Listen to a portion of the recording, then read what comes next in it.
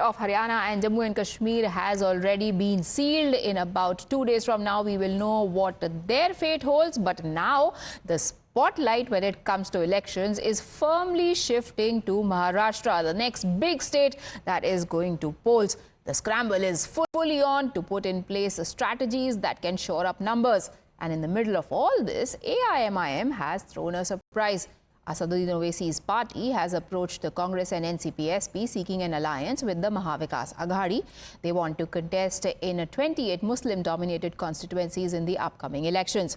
A letter to this effect was sent to Congress and NCP-SP, arguing that if too many candidates are in the fray, that BJP will stand to benefit. Now, the offer has been firmly opposed by Sena UBT, calling AIMIM BJP's B team. Congress remains non-committal. We heard a reaction coming in from the state Congress chief where he said, we are yet to go through this proposal, although the first time this offer was made was 2 months ago. And NCP-SP so far hasn't come on the record. हमारा भी intention M यही है, मंशा यही है कि हम किसी भी तरह बीजेपी को हराएं चुनाव में। तो हमने महाविकास आघाड़ी जो थे उनको हमारे महाराष्ट्र के जो सदर इम्तियाज भाई उन्होंने कहा कि ठीक है, आइए, आपका भी इंटेंशन वो ये बीजेपी को हराना, तो आइए हम साथ में मिलकर कांधे से कांधा मिलाकर लड़ते हैं, हराते हैं उनको। अब इनको पहल करनी चाहिए, तो फिर वो डी टीम सी टीम टी टीम करेंगे तो उससे कोई फर्क तो नहीं पड़ता है। तो हमें नहीं पता, हमारी पार्टी को नहीं पता कि उन्होंने क्या प्रस्ताव दिया, क्या चिट्ठी लिखी, क्योंकि एमआईएम के बारे में जितना हमने समझा है, आपने समझा है, सबने जाना है कि भारतीय जनता पार्टी की ये बी टीम होती है, कभी भारतीय जनता पार्टी इनकी ए टीम होती है। ये दोनों ही पार्टियों के नेता एक दूसरे के खिलाफ बयानबाजी करते हैं, नफरत फैलाते हैं और अपने मकसद को साधते हैं। नहीं, हमें क्या प्रस्ताव उन्हें भेजा है वो देख के बात करेंगे। बहुत से लोग हमारे साथ ज्वाइन भी हो रहे हैं उसी दल के, तो एक्चुअली उनका प्रस्ताव ज्वाइन होने का है कि क्या है वो देख के बात करेंगे, वही बोला। So what makes an erstwhile communal Shiv Sena UBT now acceptable to AIMIM, and what makes Uddhav Thackeray's party that had just a few months ago called for Muslims to come out and vote for him so allergic to an alliance that could possibly benefit them in the upcoming elections, which are going to be extremely head-to-head? To answer those questions and many more, we are now joined by Tuhin Sinha, BJP's national spokesperson. Advocate Suziben Shah also joins us, a spokesperson of Shiv Sena. Advocate Adil Hasan, he's the national spokesperson of AIMIM, joins us. And Sanjay Gupta, Shiv Sena UBT leader, is also with us on the broadcast. Thank you, gentlemen, for joining us. And the first question obviously goes to Adil Hasan. Why this sudden urge to ally with MBA? आप जान रही हैं कि UPA 1 UPA 2 में हम लोग थे कांग्रेस के साथ, और उस वक्त क्योंकि बड़ी लड़ाई है। महाराष्ट्र पूरे भारत के चुनाव का टर्निंग पॉइंट है। बीजेपी जम्मू कश्मीर हार रही है, बीजेपी हरियाणा हार रही है, महाराष्ट्र हारेगी तो पूरे देश को बीजेपी का जो दोहरा चरित्र एक्सपोज होगा। चुनाव के वक्त इनका शगुफ एक्सपोज होगा। पब्लिक तंग आ चुकी है। वोट डिवीजन से चुनाव को बीजेपी को मिलता है। इसलिए जब समाजवादी पार्टी हो या कांग्रेस हो, एनसीपी हो, ब्रॉडर गोल के लिए, देश के लिए, महंगाई से निजात दिलाने के लिए, घुसपैठ को दूर करने के लिए, महाराष्ट्र की अस्मिता के लिए, क्योंकि पूरा सब कुछ गुजरात जा रहा है। आज अब इतना बीजेपी डर गई है कि मोहन भागवत जी को भी ले आई है मार्केट में। भागवत एक हो जाओ। और भागवत जी से ये नहीं बोल रहे हैं कि कोई दलित, पिछड़ा, अति पिछड़ा महिला संघ प्रमुख नहीं बन सकती है, लेकिन हिंदू एक हो जाओ। सर, आप आई थिंक हम 2-3 इश्यूज को मिक्स कर रहे हैं। एक्चुअली आप तो 4-5 इश्यूज को मिक्स कर दिए। सर, सीधा सा सवाल है, क्या उद्धव ठाकरे की शिवसेना अब सेक्युलर हो गई है? मैम सुन, जब यूपीए 1 यूपीए 2 में ये कॉमन मिनिमम एजेंडा के तहत कोई भी पॉलिटिकल पार्टी सरकार में आती है, हम बीजेपी दुश्मन है, खुली दुश्मन है। बीजेपी ने मुसलमानों को कर दिया। बीजेपी का लड़ाई लड़ने के लिए एक फ्रंट बनाना पड़ेगा, उसमें हम जब मुस्लिम, ठीक है, बीजेपी दुश्मन है। बीजेपी दुश्मन क्यों है? आप मुझे 3 पॉइंट बताइए कि बीजेपी दुश्मन इसलिए है। 1 2 3 जी मैम, आप बोलिए। नबी प्रोफेट मोहम्मद सल्लल्लाहु अलैहि वसल्लम के खिलाफ इतनी अभद्र टिप्पणी इसने की, सरस्वती नित्यानंद ने इतनी अभद्र, रामगिरी ने, नीलेश राणे ने हल उगल रहा है। लेकिन बोलिए, एनएसए नहीं लग रहा है मैडम। आप बोलिए, जो प्रोफेट रहमतुल आलमीन ने पूरे कम्युनिटी, पूरे ह्यूमैनिटी के लिए एक आदमी आया, उस पर आप बोल रहे हैं, जबकि टारगेट नहीं कर रहे हैं। उस पर योगी आदित्यनाथ चुप है। उसके बाद मॉब लिंचिंग हो रही है, 40% माइनॉरिटी का बजट कम हो गया, जामिया का बजट कम हो गया, एएमयू तो 1 रुपया नहीं मिला 10 साल में, एएमयू का बजट कम हो गया, मुसलमानों को बीजेपी के स्टेज से गाली दी जा रही है, मुसलमानों पर जितना बुलडोजर चल रहा है बीजेपी ने पुल लगा दिए, असम के चीफ मिनिस्टर को हद कर दिए हैं, उन्होंने जितना नीचे जाकर जाना था उन्होंने सब कोशिश की, शुक्र मनाइए सुप्रीम कोर्ट का कि सुप्रीम कोर्ट अगर को इंसाफ का प्रतीक नहीं कहा, सुप्रीम कोर्ट ने इंसाफ की बात की, हम सुप्रीम कोर्ट पर न्याय का, इसलिए बीजेपी और आपको ऐसी पार्टी से कोई दिक्कत नहीं है जहां पे शिवसेना लीडर्स को इंडाइट किया गया था इन 1992 and 1993 violence in Mumbai, the communal violence that happened, आपको उस पार्टी से कोई दिक्कत नहीं है? मैं आपको बता दे, अगर आप हिस्ट्री में जाइएगा तो बाबरी मस्जिद की हिस्ट्री में जाइएगा तो सरदार गोविंद वल्लभ भाई पंत भी उसमें इन्वॉल्व थे। हिस्ट्री पे नहीं जाना है, देश के भविष्य को बनना है, अच्छा। महाराष्ट्र के भविष्य को बनाना है, प्रगति पे ले जाना है। बीजेपी के जो बीजेपी का जो अजित पवार, ये जो उद्धव ठीक है, उसके बाद उद्धव जी को धोखा देना, सबका Maharashtra Sanjay Gupta ji, AIMIM is willing to forget whatever happened in the past. It has watered down the bridge now. आप क्यों इस दोस्ती के ऑफर को ठुकरा रहे हैं? ये तो आपके लिए विन विन सिचुएशन है।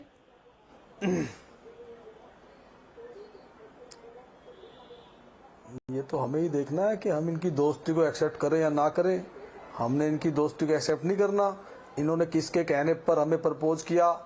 हमने तो नहीं कहा कि आप हमें प्रपोज करो, हमें तो नहीं है इनकी जरूरत। हमने नहीं कहा इन्हें कि आप हमें प्रपोज करो, हमने तो पहले भी इन्होंने कई बार कहा है, हमने तो मना किया है। लेकिन इस खबर को किस तरह से कोई दूसरे लोग ये दिखाना चाहते हैं कि हमने हिंदुत्व को छोड़ दिया, हम हिंदुत्व पे हैं या नहीं है, ये तो हम ही तय करेंगे ना, कोई दूसरा तो तय नहीं करेगा। नहीं, बट सर AIMIM तो बोल रहा है कि आप तो सेक्युलर हो गए हैं, बोल देंगे हमें। आप तो AIMIM जैसी पार्टी अगर बोल रही है कि उद्धव सेना सेक्युलर हो गई है और वो दोस्ती के लिए तैयार है, बोलती है नहीं तो उनके बोलने से क्या होता है? ऐसे तो आप कह रहे हैं शिवसेना उद्धव ठाकरे सेक्युलर नहीं है, साथी बैठे हैं यही बोलते हैं, इनके कहने से क्या है? तो आप कह रहे हैं कि शिवसेना यूबीटी सेक्युलर नहीं है? जिसपे हमने हिंदुत्व के मुद्दे को छोड़ा, क्या हमने राम मंदिर के मुद्दे को छोड़ा? क्या हमने धारा 370 के मुद्दे को छोड़ा? क्या हमने सीए का सपोर्ट नहीं किया? कौन सा ऐसा मुद्दा है जिसपे हमने हिंदुत्व के मुद्दे को छोड़ दिया?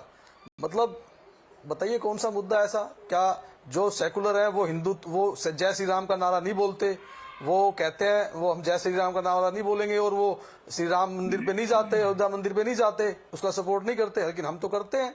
अगर हमारे कोई साथी ऐसे हैं, तुहीन सिन्हा इन, लेकिन तुहीन सिन्हा का काम तो संजय गुप्ता जी कर ही रहे हैं। जी आदिल जी, आप उनको सर्टिफिकेट देने पर तुले हुए हैं, वो कह रहे हैं हमें नहीं चाहिए आपका सर्टिफिकेट, आप कह रहे हैं वो बदल गए हैं, वो कह रहे हैं हमारा नहीं हुआ है हृदय परिवर्तन, हम तो अभी भी हिंदू हृदय सम्राट हैं।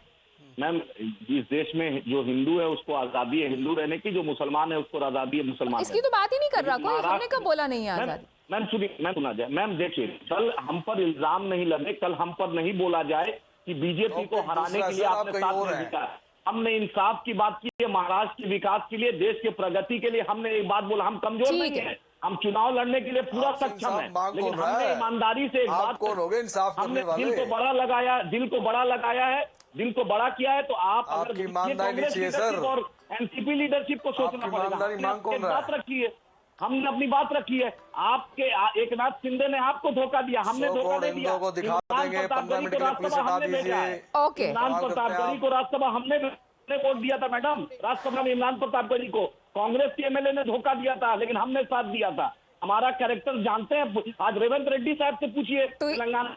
It couldn't get more interesting than this. Uddhav Thackeray जो थोड़े दिन पहले तक कह रहे थे कि मैं वक्फ का पहरेदार हूँ, किसी I won't let anybody touch any religious property, when he was asked about his stand on waqf. Now it seems like AIMIM is all willing to go out to them with an offer and they are disposing it. Is BJP sending a mole in the form of AIMIM, since the charge is that it is नहीं, हमें ना BJP's तो team B? Uddhav ji से कोई वास्ता है, ना AIMIM से कोई वास्ता है, लेकिन जनाब उद्धव ठाकरे को जरूर मैं बधाई देना चाहता हूं कि आज उनको जय पैलेस्टीन बोलने वाली इस देश की सबसे कम्युनल पार्टी जो है उनको सर्टिफिकेट दे रही है सेक्युलरिज्म की। तो मेरे ख्याल से बाला साहब ठाकरे के उत्तराधिकारी के लिए ये खिताब पाना मेरे ख्याल से अपने आप में उपलब्धि है, और यही दिखाता है कि क्यों भारतीय जनता पार्टी और उद्धव ठाकरे कभी एक साथ जो है साथ में नहीं जाग पाए। देखिए, I don't understand who is more desperate, the Congress party, because the Congress party's response to the offer by AIMIM seems to be fairly encouraging. You know, the state president seems to be saying that we will consider, and you only make an offer between, an offer is only made between like-minded parties. So I think, the Congress also is working on a slightly anti-India agenda, and the AIMIM's anti-India agenda is well known.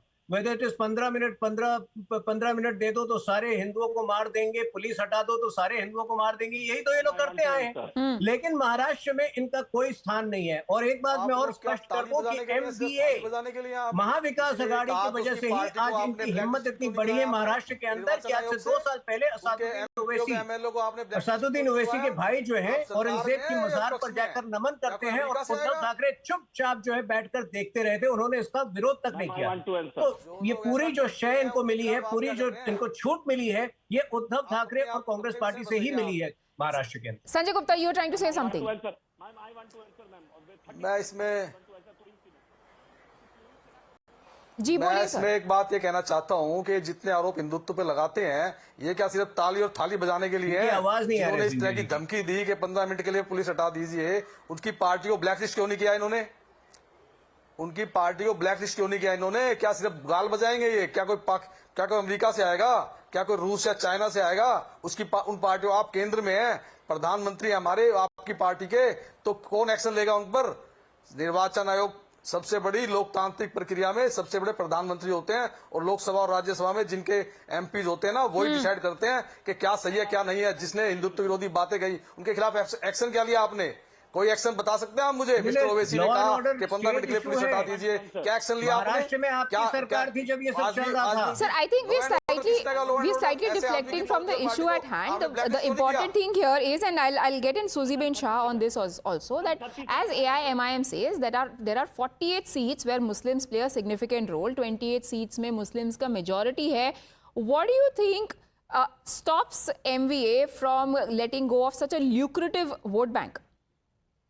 You see, let us understand. A very good evening to all my panel brothers on the panelists, and a very good evening to you, and thank you for having me on the show. Now, let us begin just by accepting the fact that the entire Maha Bighadi is marred with opportunism, marred with contradictions. I just want to ask my dear friend Gupta ji that what is his role on UCC, on 370, on CAA, on Swatantra Veer Savarkar? No, but Suzy Ben Shah, if it was only about opportunism, there could not have been a better opportunity. That is what Mr. Sanjay Gupta was saying कि हमारी ideology पर हम इतने टिके हुए हैं कि सिर्फ 28 सीट में हमारा फायदा हो जाए, इसलिए हम अपनी आइडियोलॉजी से कॉम्प्रोमाइज नहीं कर रहे हैं। No, please allow me to complete. You see, in the same breath, I would like to add the proposal with MIM. It is understood, it is known by various surveys that the UPT is only won because of the minority votes. You can see in South Mumbai, you can see in many seats. So it is just a posturing. In fact, I would not be surprised if UBT, being an opportunistic alliance, will go ahead with the UT with MIM. Maybe not only MIM with Muslim League if required. Now let us understand this very, very clearly. This is the very reason, the contradiction within the Aghadi.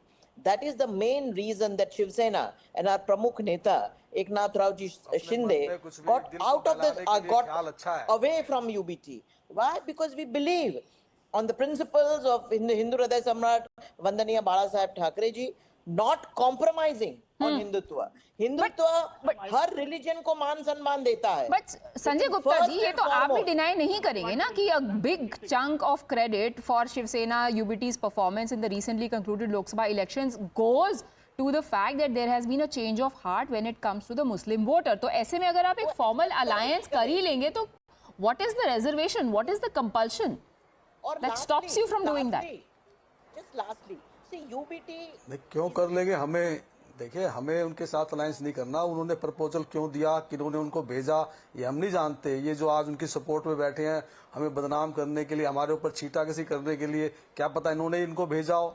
और Lok Sabha election में जो फायदा हुआ उसका सिर्फ एक ही reason था कि जिस तरह से महाराष्ट्र के अंदर ठाकरे परिवार के साथ जो धोखा किया गया, उस पॉलिटिकल पार्टी के साथ धोखा किया गया जिन्होंने 25 से 30 तो साल आप कह रहे हैं कि वोट सिंपैथी वोट था, माइनॉरिटी वोट नहीं था। ठाकरे परिवार ने बनाया, उन्होंने धोखा दिया। इस चीज को महाराष्ट्र की जनता ने एक्सेप्ट नहीं किया।